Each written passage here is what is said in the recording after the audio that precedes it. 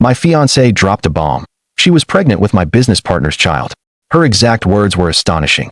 He satisfies me while expecting me to keep the wedding and our life together. I felt like my entire world had been annihilated.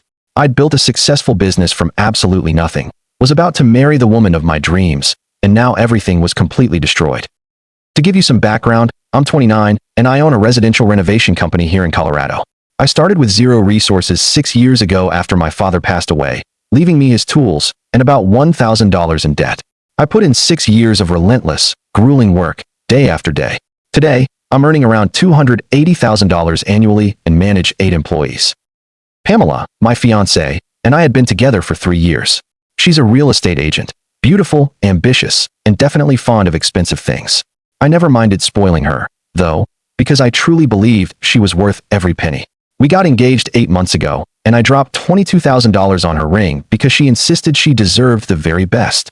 The wedding was scheduled in 3 months, and I'd already put down $35,000 in non-refundable deposits. Tyler, my business partner, joined me 2 years ago. I brought him on board when we started landing larger commercial projects. I needed someone to handle clients and sales while I managed the operations side of things. He was a silver-tongued guy, always knowing just what to say to close a deal. We were even planning to expand into commercial development, a multi-million-dollar opportunity that could have set both of us up for life. Yesterday started out completely normal. I got home earlier than expected because a plumbing emergency was resolved quickly. Seeing Tyler's truck in my driveway wasn't unusual. He'd been over many times to discuss business strategies. But as I walked into the house, a crushing feeling washed over me. Something was deeply wrong. I found them in the living room, sitting on opposite ends of the sofa, looking as if they were attending a funeral. Pamela's eyes were puffy and red, like she'd been weeping for hours. Tyler couldn't meet my gaze at all, just staring down at his hands. That pit in my stomach feeling told me something terrible was about to be revealed. Pamela broke the silence first. "Ion, we need to talk. I'm pregnant." Honestly, my first reaction was pure, unadulterated excitement. We had always talked about having children after the wedding. And hey, sometimes life just happens, right? I was grinning like a fool, saying, "Wow, honey, that is amazing news. We will absolutely figure it out."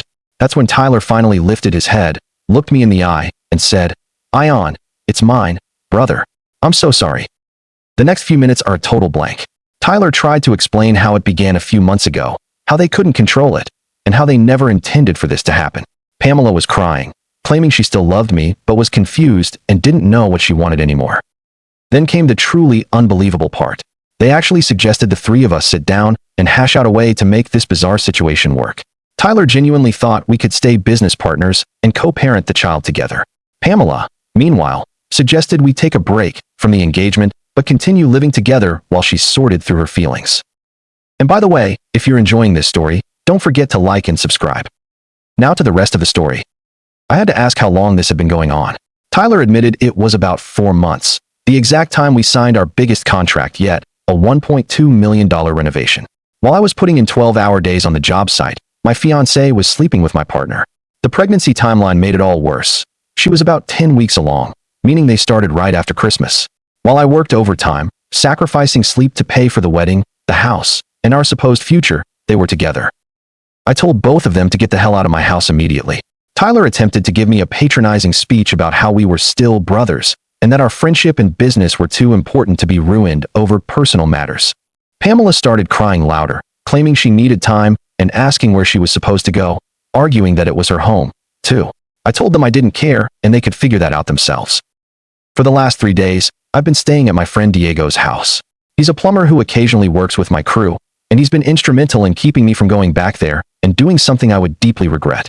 He's got a twisted sense of humor and keeps cracking jokes about laying pipe just to make me laugh instead of punching holes in walls. But this is the core of the nightmare. Tyler and I are tied together in a business with active contracts worth over $2 million. Our biggest client specifically requested Tyler manage their account because they were charmed by his presentation style. If this partnership explodes now, I stand to lose everything I've worked 6 years to build. Pamela hasn't stopped texting me since I left. The messages mostly center around how we can get through this as a family, and how she never truly intended to hurt me. Tyler sent me a long text reiterating that our friendship and business were too important to be destroyed by personal matters. Sleeping with my fiancée behind my back for 4 months is simply a personal matter to him. Luckily, the house is solely in my name. However, Pamela has lived there for 2 years, and likely has some legal standing as a tenant. A lawyer friend mentioned that the wedding venue needs the final $18,000 payment in 30 days, or we forfeit all the deposits. That custom-made engagement ring is non-refundable, naturally.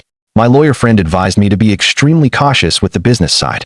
Tyler owns 35% and has legal rights to his portion of all current contracts. If I try to dismiss him without strong cause, he could easily sue me for a share of everything we built. I feel completely paralyzed. I can't go home without being surrounded by memories of Pamela. I can't go to work without seeing Tyler's face. I can't cancel the wedding without losing a fortune. And I can't fire Tyler without jeopardizing my entire business. It's a complete disaster. The two people I trusted most in my life just blew up everything. And now they expect me to be reasonable so everyone can be comfortable. Has anyone else ever gone through something like this? How do you even begin to untangle a mess when your personal life and professional life are so completely tangled up? Update 1. I found some very interesting documents. You were all 100% correct to tell me to hire my own lawyer immediately. Over the last week, I've meticulously reviewed every document, contract, and receipt related to both my business and my personal life. I discovered information that changes the game entirely. First off, thank you for the incredible support and advice. Diego has been reading your comments out loud to keep me entertained while we sort this mess out. He does a hilarious impression of smug people when he reads Pamela's texts. Diego's running theory is that Pamela watched my bank account grow and decided to secure her future. Tyler likely promised her he would take over the business, making her the queen of a much larger operation. It sounds paranoid, but Diego might be onto something. So, I retained a serious lawyer, moving past my friend who only handles small cases. The consultation cost me $500, but it was absolutely worth every single penny. It turns out Tyler might have made a crucial legal mistake. Remember how I said he managed client relations? Well, I dug into the company's bank statements and found some very questionable spending patterns. Tyler has been taking clients to extremely expensive dinners, charging them to the business, and arranging pricey golf outings. I even found a charge for a weekend trip to Las Vegas that he justified as networking purposes. All told, he misused company funds by about $23,000 over the past year. But the real kicker is this. I also uncovered evidence that Tyler was telling potential clients he was the primary partner and that I was merely the operations guy. He even gave one client his personal number and told him to call him directly for any real decisions. My lawyer informed me that this provides ample grounds to terminate the partnership for breach of fiduciary duty and misrepresentation. This means I can buy out his shares at the valuation before the current contracts were signed, not after. This is estimated to be about $5,000, instead of the $200,000 plus they'd be worth with the contracts included. Pamela's text messages have gotten more aggressive. They started with meek apologies, but now she is demanding I come home to discuss our situation like adults. Last night, she sent, "I'm pregnant and stressed. The least you can do is make sure I have a safe place to stay." Diego read that one and quipped, "And maybe buy me a little pregnancy gift since I'm carrying a precious package." Yesterday, I served Pamela with a formal 30-day eviction notice. Colorado law requires this, even if she's not officially on a lease. I also had the locks changed. She can arrange to pick up her belongings with 24 hours notice and a police escort, if necessary. Tyler tried to corner me at the office yesterday morning. He kept insisting we needed to fix this like men, and that he would do whatever it takes to make things right. I simply told him that if he wanted to discuss business, he should have his lawyer contact mine. The look on his face when I mentioned lawyers was priceless. He clearly thought I was just going to let him walk away from this consequence-free. Here's where things got really interesting. I called our biggest client, the one with the $1.2 million project, and professionally laid out the situation. I informed them that Tyler would no longer represent the company due to ethical violations and asked if they wanted to continue the project under my direct management. The client's response was incredible. Thank God. Tyler always seemed unprofessional to us. We only worked with him because we believed you endorsed his approach. 3 other clients echoed similar sentiments when I reached out. It turns out Tyler's smooth talk actually made people uncomfortable, but they tolerated it because they valued my company's reputation. So, I'm completely restructuring the company, promoting my foreman, Mike, to project manager, hiring a professional accountant, and cutting Tyler out entirely. My lawyer says the fraud gives me grounds to completely void his partnership share, but the clean buyout route is simply faster. Pamela actually showed up at Diego's house 2 nights ago. Diego opened the door, told her I was unavailable, and pointed to his dog, telling her she could leave a message with his secretary. She was, needless to say, not amused. Now, she's demanding $3,000 immediately for pregnancy expenses, claiming that as the father of her child, I have obligations. Except, of course, the baby is not mine. I have always been meticulously careful with contraception because an unexpected pregnancy would have ruined my business growth plans. Pamela knows this perfectly. She's just hoping I'm too nice or cowardly to demand a paternity test. Speaking of which, my lawyer suggested I meticulously document everything for potential fraud charges. Pamela accepting money under the false claim that I'm the father could be seen as a crime. Tyler sent yet another long message about how he's man enough to take responsibility and wants to do the right thing by Pamela and the baby, but also that he hopes we can still maintain our professional relationship. This guy seriously believes he can impregnate my fiancée and continue to profit from my contacts and reputation. The sheer audacity is staggering. Diego, ever the connoisseur of drama, has been documenting everything for what he calls entertainment value. He is absolutely convinced this will be the greatest revenge story ever told and wants me to write a book about the whole ordeal. 30 days until Pamela has to vacate my house. 45 days until Tyler's partnership is officially dissolved. 60 days until, hopefully, I can finally get my life back on track. I am counting the minutes until this nightmare is over. Update 2. They're trying to destroy my company out of spite. Oh my god, you guys, these two are far more vengeful than I ever imagined possible. The mask has completely slipped, and now I'm facing an all-out war against my reputation and my business. Diego has perfectly nicknamed this entire sequence Operation Dumpster Fire and is documenting everything like a nature documentary. Here we observe the gold digger in her natural habitat, he narrated, frantically messaging her meal ticket after realizing the gravy train has completely derailed. Pamela's 30-day notice expired last week. She refused to leave voluntarily, which forced me to initiate a formal eviction through the court. But before that could happen, she decided to fully unleash her revenge. First, she cleaned out my house of every valuable thing that wasn't bolted down. I'm talking about my 65-inch TV, the expensive sound system, a variety of power tools from my garage, and even my grandmother's jewelry, which was locked in my safe. About $5,000 worth of property just vanished. I called the police, but since she'd lived there for 2 years, they dismissed it as a civil matter for the courts to resolve. She claims everything was either a gift or shared property from our relationship. But that wasn't even the worst part of her revenge plot. Pamela and Tyler started calling my clients directly, spreading lies that I was having a mental breakdown and that my current projects might be left unfinished. Tyler told 3 separate clients that I'd been making dangerous decisions on job sites and behaving erratically. I immediately lost 2 smaller contracts, totaling $45,000, because the clients panicked and backed out. My big commercial client placed their project on hold until they received clarity on my company's leadership and stability. I was absolutely furious until my lawyer calmly pointed out that they had just gifted me a perfect defamation case. Everything is documented in emails and recorded phone calls. Colorado is a one-party consent state for recording conversations, so it's all admissible. The hilarious part? Tyler was too dense to realize I could access the company's phone records. He was using our business phones to make these slanderous calls, leaving a perfect digital breadcrumb trail of his sabotage attempt. Diego suggested I should send them a thank you card for being so unbelievably stupid. Most criminals at least attempt to cover their tracks. These two are laying out evidence for investigators to follow. Meanwhile, Pamela ramped up her social media campaign against me. She posted on Facebook that I had abandoned her during her pregnancy and that my cruelty had made her homeless. Her friends and family immediately started calling me nonstop. Her mother called me, sobbing, "You are destroying an innocent woman's life. How can you be so heartless?" I simply told her to ask Pamela about the $5,000 in stolen property. The conversation ended abruptly right there.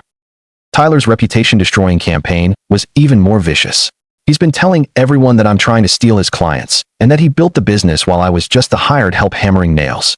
He even posted on LinkedIn that he was starting his own construction company and that all former clients should come to him for professional service and continuity. The joke is truly on him. Our partnership agreement includes a strict non-compete clause. He's barred from soliciting our clients for 18 months after the dissolution. My lawyer is already preparing a cease and desist letter. The pregnancy drama also escalated into high gear. Pamela is now claiming her morning sickness is so severe she needs $200 a week for medical expenses. She also insists that evicting her from the house will harm the baby's development because she needs a stress-free environment. I simply told her to ask Tyler for those bills, as it's his child and his financial responsibility. She even had the nerve to suggest, maybe we should do a DNA test after the baby is born to be absolutely sure who the father is. Even Diego was taken aback by that level of manipulation. Bro, she is literally trying to keep multiple men on the financial hook. That is next-level scheming, he observed. But this is where karma started to swing back hard. Tyler has been loudly bragging to people that he's going to seize control of my business and secure new contracts. The problem is, he has no clue how to manage operations or the technical side of construction. I received a call from one of his potential clients asking why their permit applications had been rejected by the city. It turns out Tyler promised them work that was not compliant with local building codes. He has been selling projects he legally cannot complete. When the client discovered that Tyler is not licensed to apply for permits in Colorado, only I am, they immediately threatened to sue him for misrepresentation and fraud. Tyler panicked and called me, begging for help with the permits. I told him to solve his own problems. 3 other clients of Tyler's have since called me directly, asking if I could take over their projects because Tyler clearly doesn't know the first thing about construction. Pamela's eviction hearing took place this week.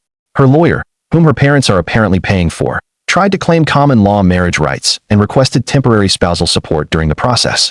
My lawyer almost choked with laughter. Colorado does not recognize common law marriage anymore, and we were never legally married. She has zero claim to my income or property. I also found out Pamela is telling people the $22,000 engagement ring was just a promise ring I gave her because I loved her. She's attempting to keep the ring by claiming it wasn't conditional on the marriage taking place. Unfortunately for her, I have the receipt, the custom design specifications, and about 50 photos of her showing off her engagement ring on social media to all her friends. Diego started an internal betting pool on how much more damage they will inflict before this is finally done. The current favored outcomes are Pamela demanding money for baby furniture and Tyler trying to poach my employees with promises he can't possibly keep. Speaking of employees, my team finds this whole situation absolutely hilarious. Mike told me, "Boss, we always knew Tyler was a snake. We just didn't think he'd be stupid enough to bite the hand that feeds him." 28 days until the partnership with Tyler is formally dissolved. Then, the real fun of fully reclaiming my life can begin. Update 3. They tried to frame me for assault. Big mistake. These 2 idiots have officially escalated this beyond anything I thought possible. But in doing so, they handed me the perfect opportunity to end this saga for good and get real justice. Diego has aptly named this chapter, When Idiots Attack, because Tyler and Pamela decided to get creative with their revenge, and it spectacularly backfired. Last Tuesday, I went to my house for a final inspection before Pamela's court-ordered move-out date. I brought Mike along as a witness, as my lawyer had explicitly advised me never to be alone with Pamela for legal protection. I found Tyler inside my house. Pamela claimed she'd invited him over to help her pack her things. I told both of them they had 5 minutes to grab what they needed and leave forever. Tyler immediately became aggressive, shouting that I couldn't tell him what to do and that he had rights as the father of Pamela's baby. Then, he shoved me hard. Now, I'm 6 feet 2 inches and I've spent 6 years working manual labor. Tyler is maybe 5 feet 9 inches, and his idea of hard work is carrying golf clubs. I kept my composure, though, because Mike was recording the whole interaction on his phone. Tyler shoved me again, even harder this time. Then Pamela started screaming at the top of her lungs. "He is attacking Tyler. Someone help us." Here's the incredible part. Mike's video clearly shows Tyler pushing me twice while I stood motionless with my hands at my sides. It also shows Pamela trying to coach Tyler to defend himself from me, even though I never touched either of them. They had no idea we had the video evidence. 20 minutes later, the police showed up at my office. Tyler had filed assault charges, claiming I had attacked him without any provocation and that Pamela was a witness to the whole thing. The instant I showed the officer Mike's video, Tyler's story disintegrated. Not only had he lied to the police, which is a crime, but the video clearly documented him assaulting me while Pamela was attempting to file a false police report. Diego was practically weeping with laughter when I told him what happened. "Bro, they literally tried to frame you and ended up recording themselves committing crimes. This is like watching cartoon villains." The officer asked if I wished to press charges against them both. Of course I did. Tyler was arrested that night for assault and for filing a false police report. Pamela was charged with conspiracy and for filing a false report herself. Both now face potential jail time and permanent criminal records. But wait, it truly does get better. While Tyler was being arrested, I had my accountant freeze all company assets pending the partnership dissolution. It turned out Tyler owed the company an additional $31,000 in unauthorized expenses that hadn't been discovered yet. He had been using the company credit card for purely personal expenses, falsely claiming it was all client entertainment. We found charges for Pamela's yoga membership, expensive dinners while I was out of town working, and even a weekend trip to Aspen that he fraudulently claimed was for networking opportunities. My accountant confirmed that Tyler essentially financed his affair with my fiancée using company resources and my business credit. Pamela's final eviction hearing was yesterday. Her lawyer tried to argue she was too traumatized by my supposed false assault allegations to attend. The judge demanded proof of the assault. When Pamela's lawyer was forced to admit the charges had been dropped due to new evidence, The judge asked what that evidence was. I got to explain, right there in court, that Tyler had actually been arrested for assaulting me, and that Pamela was charged with filing false reports. The judge was visibly furious, ordered her immediate eviction, and stated Pamela had 48 hours to remove all her belongings, or they would be legally considered abandoned property that I could dispose of. Pamela's parents arrived last night to help her move out. Her father even apologized to me, admitting he had no idea how far she had sunk and that they were ashamed of her behavior. Her mother tried to negotiate keeping some expensive items Pamela had taken from the house. I firmly told them that all stolen property must be returned immediately or I would press additional theft charges. I got most of my things back, though the television showed up mysteriously broken and several tools were missing. It was a small price to pay to get them out of my life permanently. Tyler's lawyer called yesterday, desperate to negotiate a deal. Tyler is facing criminal charges, a civil lawsuit for the stolen money, and the real possibility of bankruptcy if he can't make restitution to the company. His lawyer asked if I would consider dropping the criminal charges in exchange for Tyler signing over his entire partnership share for $1, one single dollar. I told them I'd think it over. Diego immediately insisted I take the deal. You get everything you want, and Tyler learns the most expensive lesson of his life. Plus, watching him explain to people why he sold his share of a successful company for $1 will be legendary entertainment for years. My lawyer completely agreed. While Tyler's criminal charges won't vanish completely, getting him out of my business for virtually nothing is worth far more than dragging this through years of court battles. Pamela has been completely silent since the eviction. I heard through mutual friends that she's moved back in with her parents, who are deeply unhappy about both the pregnancy and her legal issues. Tyler sent one last, pitiful message. Ion, please. I know I messed everything up. Just tell me what I need to do to fix it. My entire reply was, sign the papers. Mike reports that the work environment is now incredible since Tyler left. Team morale is through the roof. We're ahead of schedule on all projects, and 3 clients have already referred new business, impressed by the improvements in professionalism and management. 48 hours until Tyler's partnership officially ends. Then I can finally close this chapter and continue rebuilding my life. Diego is already organizing a dollar party to celebrate. Final update, Sweet Justice and the Great Comeback. It's finally finished. Tyler signed over his 35% stake in the partnership for $1 last week, and I've honestly never felt more secure about a business decision in my life. Diego threw the dollar party exactly as promised. He even had the signed $1 bill from Tyler's lawyer framed and presented it to me as a trophy of sheer stupidity. It now hangs prominently in my office as a permanent reminder. Tyler looked like he'd aged a decade when he signed those papers. His lawyer tried desperately to negotiate better terms, but mine simply pointed to Tyler's pending criminal charges and the $31,000 he owed the company in restitution. The final offer was simple and non-negotiable. Sign for $1, and I will not pursue further criminal charges for the stolen company funds. Take it or leave it. He took the deal. Diego was there for moral support, and after the signing, he leaned over and told Tyler, "Congratulations, man. You just set the record for the most expensive affair in Colorado history. That fling cost you about $200,000 and a successful business. I truly hope it was worth it." Tyler, understandably, did not find it as amusing as we did. But the truly perfect karma came when Pamela's world collapsed. It turns out her parents, after seeing the proof of theft and the false police reports I provided, hired a private investigator themselves. They wanted to know the extent of the lies before deciding to continue supporting her financially. The investigator uncovered that Pamela had been lying about practically everything for months. Not only was she cheating with Tyler, but she was seeing at least 2 other men, including a wealthy client she'd met during real estate showings. Shockingly, the pregnancy timeline didn't even match Tyler's story. The investigator managed to access some of her medical records, which showed she got pregnant before Tyler, and I even formalized our partnership. She had been lying to everyone about the baby's true father.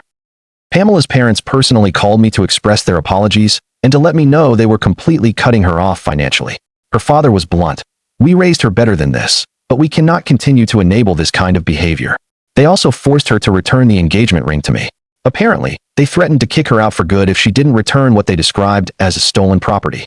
I got my $22,000 ring back and immediately sold it. That money went straight toward buying new equipment for the business. Tyler has been going around telling people he is starting his own construction company, but no one in the industry will touch him. Word travels fast in construction circles, and everyone now knows him as a thief and a liar. Mike heard that Tyler applied for jobs at 3 of our local competitors. All 3 companies called me for a reference. I simply emailed them copies of the police reports and the partnership dissolution agreement showing the $1 buyout for his share.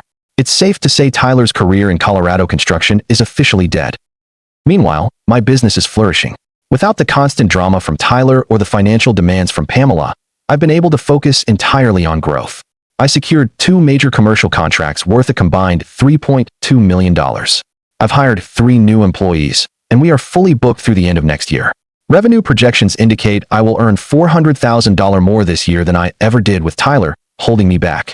The most shocking discovery is how much better everything operates without Tyler's supposed client relations. People, it turns out, prefer dealing with someone who is technically competent and doesn't promise impossible deadlines. Pamela tried to reach out one final time last week. She sent a lengthy message claiming she had learned from all her mistakes and wanted to make things right between us. My reply was simple. New phone? Who is this? Diego thought it was a masterpiece and suggested I should trademark the line. I found out through mutual friends that Pamela's real estate license was suspended pending a thorough ethics investigation. Apparently, she had been illegally using client information to look for married men to have affairs with. The wealthy man she was dating filed a formal complaint after his wife discovered the entire affair. So, now she's unemployed, facing criminal charges, without any family support, and pregnant with a child whose paternity is a complete mystery involving several different men. Tyler is in a similar, awful situation. He's jobless, partnerless, burdened with a criminal record, and swimming in about $55,000 of debt between legal fees and restitution payments. Meanwhile, I just bought myself a brand new truck. I put in an offer on a much bigger house that includes a huge workshop, and I'm planning a luxurious vacation to Hawaii next month. Diego is continuing to document the whole saga and keeps telling me I absolutely must write a book titled, How 2 Idiots Accidentally Made Me Rich and Successful. The saddest part is that neither Tyler nor Pamela learned anything substantial from this experience. They both continue to play the victim and blame me for overreacting to their mistakes. Tyler actually had the nerve to ask me if I would write him a letter of recommendation for potential employers. I told him I would be absolutely happy to write an honest assessment of his character and work ethic. He never brought it up again. My team threw a celebration party last weekend for hitting our revenue goals early. Mike raised a toast to showing everyone how to successfully turn a terrible betrayal into a massive business opportunity. 6 months ago, I was certain my life was falling apart. Now I fully realize that Tyler and Pamela did me the biggest possible favor by showing their true colors before I married that disaster, and gave Tyler even more control over my business. Sometimes the very worst thing that happens to you turns out to be the absolute best thing for your future. But the story still doesn't quite end there, because last month, both Tyler and Pamela completely hit rock bottom and came crawling back with the most pathetic request you could imagine. Tyler was released from jail 2 months ago and simply couldn't find employment anywhere in Colorado. His new criminal record, combined with all the stories about the partnership dissolution, made him completely unemployable in the construction industry. He was finally forced to move in with his elderly grandmother in Nebraska because not even his own parents would help him. Pamela's situation deteriorated even further. The wealthy man's wife utterly ruined her in court and secured a $55,000 judgment for alienation of affection and emotional distress. Pamela filed for bankruptcy, but the judgment survives that process, meaning she'll be paying that debt for the next 2 decades.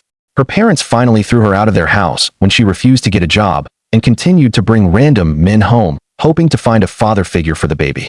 Social services eventually had to intervene after neighbors reported her leaving the child alone while she went out to bars. Last month, I received a call from my lawyer. Tyler and Pamela had hired him to approach me with what they called a business proposal.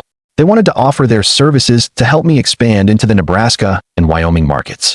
Tyler, they suggested, would use his regional contacts, and Pamela would handle all the marketing and client relations. In return, they expected me to pay off Pamela's substantial legal debts, give Tyler a company truck, and split all profits 50-50 on any expansion into those new markets. I instructed my lawyer to set up a meeting, not because I was remotely interested, but because I was desperate to see their level of desperation. Diego insisted on coming as my business consultant. He spent an hour practicing his serious business face before the meeting. They arrived looking utterly defeated, like they'd been living on the streets for months. Tyler had lost about 30 pounds and looked like he hadn't seen a decent barber in 6 months. Pamela was wearing ill-fitting clothes and had the desperate, hungry look of truly broken people. The business proposal they pitched was even more delusional than I could have anticipated. Tyler began, "Ion, I know we've had our differences, but I've learned a lot about business development during my time away. The Nebraska market is wide open for quality contractors." Pamela followed up with, "And I have genuinely grown as a person. Being a single mother has taught me responsibility, and I'm ready to be a true professional." Diego couldn't contain himself and started coughing loudly to mask his laughter. I allowed them to finish the entire pitch. It was about 20 minutes of pure, distilled desperation thinly disguised as a business opportunity.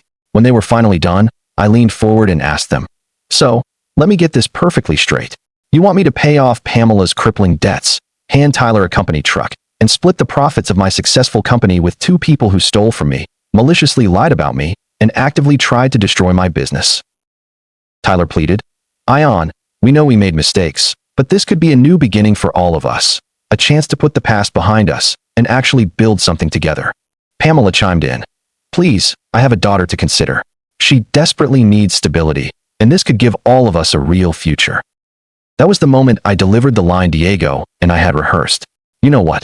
I'm absolutely going to help you both." Their faces instantly lit up with hope for the first time in months.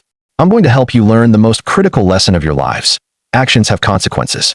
You burned every single bridge, destroyed every relationship, and forfeited every opportunity because of choices you made.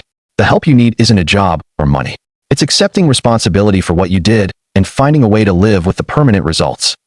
Tyler stammered. "What exactly does that mean?" "It means you get the hell out of my office and you never contact me again," I replied. "You made your choices. Now you live with them forever." Diego added the final nail. "And maybe next time, don't shit where you eat." They both left my office in tears. Two adults in their late 20s, crying because the reality finally hit them.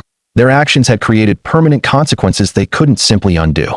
I felt a twinge of guilt for exactly 30 seconds. Then I remembered every single thing they had put me through, and I immediately went back to feeling fantastic about my own life. 3 days later, I received a final, desperate message from Pamela. "Please reconsider. I'm about to lose custody of my daughter." My reply was cold. "You should have thought of that before you decided to be a lying, manipulative criminal. Not my problem." Tyler sent a similar message. "I will be homeless soon. My grandmother can't support me anymore." I replied, "Good. Maybe sleeping on the street will finally teach you not to steal from the people who try to help you." My company just signed a $4.2 million contract to renovate a casino in Nevada. I'm opening a second office and hiring 12 more people. I heard through industry contacts that Tyler's grandmother died last month and, disgusted with his behavior, changed her will, leaving the house to a cousin instead of him. Pamela, meanwhile, lost custody of her daughter to her parents and is now facing additional fraud charges for trying to collect social benefits while concealing assets. They genuinely believed they were so clever. They thought they could have everything: sleep with my fiancé, steal my money, attempt to destroy my business, and then simply crawl back when their scheme failed. Instead, they taught me the most invaluable lesson of my life. Sometimes the greatest gift people can give you is showing you exactly who they are, so you can cut them out of your life for good. I'm 31 now, completely debt-free. The business is performing better than ever, and I'm dating a genuinely amazing woman who is nothing like Pamela. My life is absolutely incredible. Tyler and Pamela can sort out their own problems. They made their choices. Now they have to inhabit the world those decisions created. Sometimes the universe has a perfect sense of humor. And sometimes, true justice is watching people utterly destroy themselves while you build an empire from the ashes of their staggering stupidity. Game over.